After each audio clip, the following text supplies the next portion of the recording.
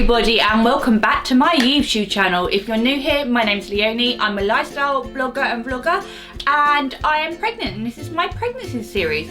So first of all, I want to apologise. I've had a few weeks of not posting just due to working full time. It's been absolutely manic. I'm studying and doing my courses and you know, just life gets in the way, and I've really been trying to keep up the momentum with my blog and YouTube, but it just hasn't happened, and I really don't need the added stress at the moment to worry about keeping up with my social media. I mean, it's a passion, I love it, and I want to grow it and, you know, turn it more into a business and a brand. But at the same time, I've got a full-time job, I'm studying my charter exams and I'm pregnant. So I'm sorry, but I will try my best to keep up as much as possible. So this video is going to be all about hitting the 20-week mark and my update from 20 weeks to now currently 23 weeks and 3 days. So yeah, I've hit halfway. I cannot believe it. Halfway already. It seems to have gone very slow and then all of a sudden going very, very quickly, and I can't wait. I'm so excited, and it's been a whirlwind really, as many of you that's probably pregnant or been pregnant know. So 20 weeks, I actually had my 20-week scan or my anatomy scan on my 20 weeks, and baby girl was absolutely fine. We did all the, you know, the measurements and everything, and she was very active. She's got massive long legs. She literally was laying there and she had her foot on her forehead. She was that flexible.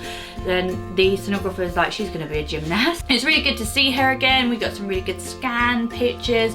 So that was really exciting. I'm glad that she's all well and everything's going well in that aspect.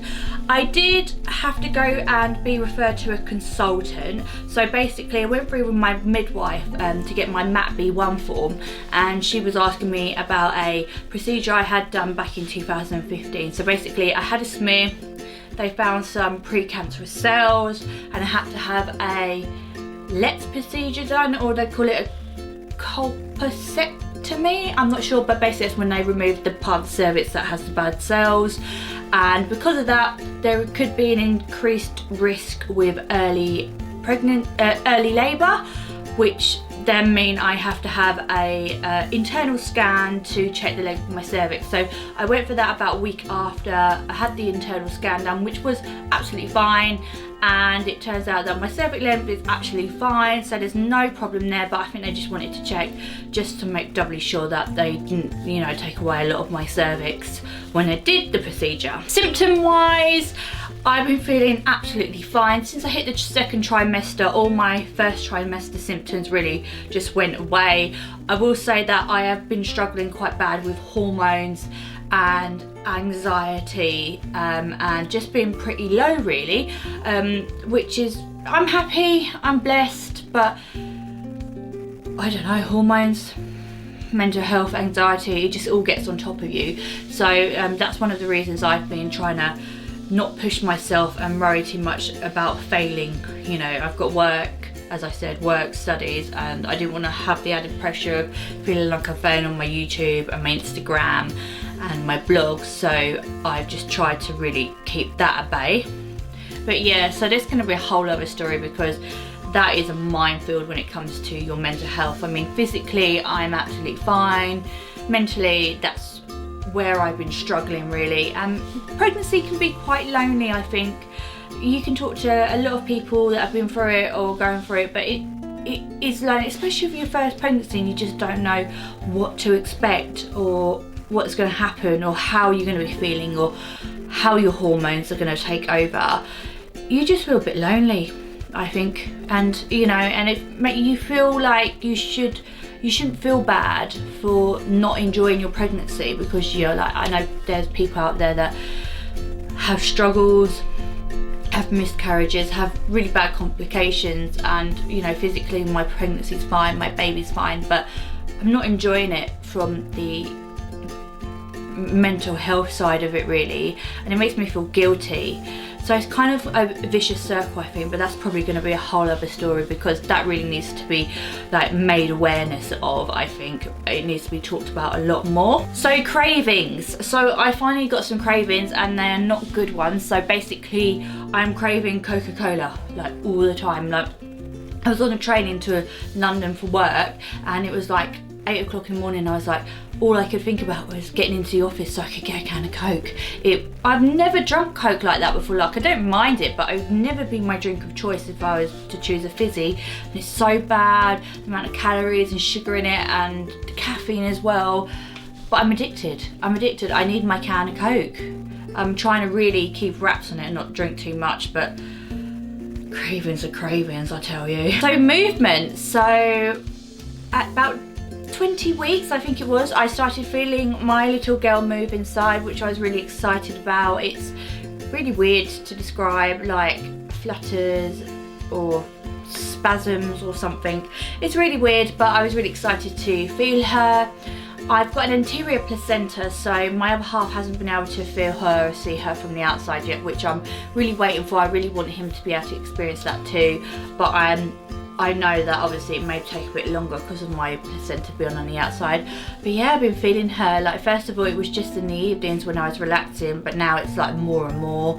And like, especially if I sleep on my side, which you have to now after like 20 weeks, she just, for some reason, I don't know if she doesn't like being on the side, but she will kick and flutter and twirl, whatever she's doing in there. But that was really, really great. It's just amazing. It's weird when she moves. I'm like, there's something inside me. There's a human inside me. But I love it at the same time, so that's made me really, really happy. I'm just waiting for Adam now to feel her. So at 20 weeks, you can't sleep on your back, or they advise you not to, because the baby can lay in the artery. I think it's the long one that goes to your leg and your heart, which can obviously cut off circulation. So they say, you know, can't sleep on your back, you won't be able to sleep on your front, so sleep on your side. And I've been having problems where I've been sleeping on my side but twisting my upper back, so I've had like really bad back pains, which are different from the ones I suffered with last year, which I'm still dreading that's going to happen again.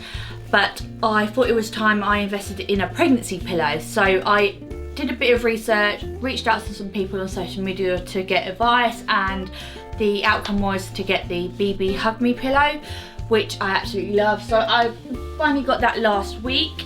This is the pillow. So it's amazing, it's really lovely, and I'm absolutely loving it, so highly recommend. It also you can wrap it around you, tie it, and use it as a breastfeeding pillow when baby's here, or feeding pillow. And I can probably do some tummy time on this as well, but this is an investment worth doing. I absolutely love it. Adam feels replaced now, but yeah, definitely I'll put a link down below. But it's been absolutely amazing, it's been wonderful. I'm still having trouble sleeping. I'm having a bit of insomnia at the moment, so I'm finding it hard to fall asleep, and then I keep waking up at stupid o'clock in the morning, not being able to get to sleep.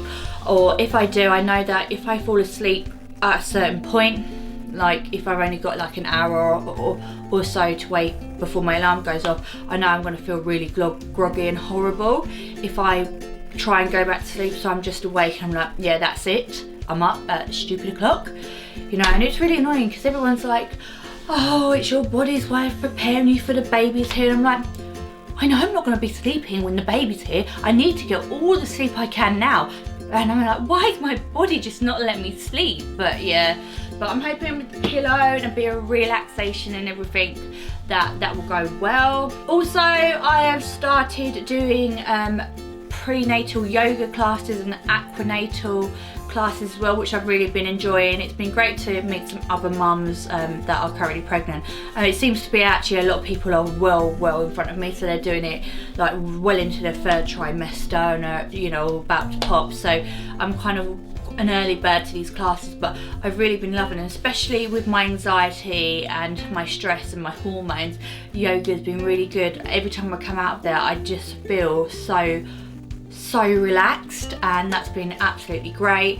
And I would so recommend them. I'm looking forward to doing a lot more and just getting into yoga. I want to do Pilates, I just can't find a Pilates class locally. But yeah, so definitely recommend doing aquanatal or yoga classes because they've been absolutely fantastic. So another little update is that me and Adam got a new car. I'm not really a car person, and I've never really gone out and got cars. It's not been something I've been fussed with, but we wanted to get a new one that had the ISO fixes and was quite big, good for car seats and a pram. So we got a Nissan Qashqai, which I absolutely love, and then having it less than 2 weeks, someone decided to reverse into the back of me out of their car parking space, which was great.